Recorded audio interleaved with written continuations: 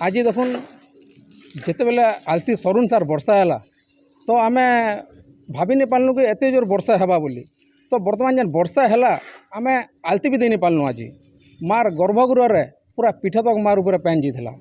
आम आज वर्षा पानी के छेदेचु तार आम आज आलती दे पाचु। आज एत असुविधा होती।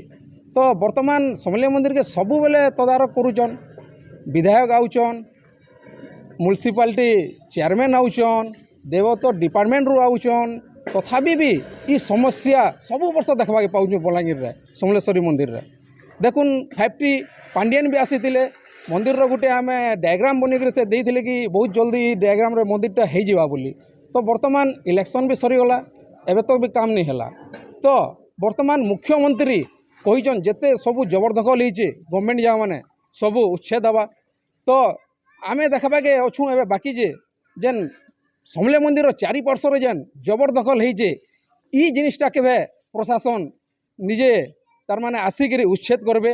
आ माँ समलेश्वरी मंदिर किंताकरी नूतन निर्माण हवा, किंताकरी ड्रेनेजर काम समस्या जेन देखा जाऊे ये सबू नहीं हवा। आम बलांगीरवासी भक्तबृंद आम अपेक्षार अच्छू। आगे दशहरा आसूचे तो बती घरटा भी आमर बर्तमान भांगी दीचन। जेन पैसाटा 2 कोटी आसीला से 2 कोटी बर्तमान 2 लाख टका खाली छटे पकई दीचन। आ मंदिर भितर जेन लाइट्र गुटे न बल्ब जलुचे बर्तमान सबू लाइट खोली दिखाई।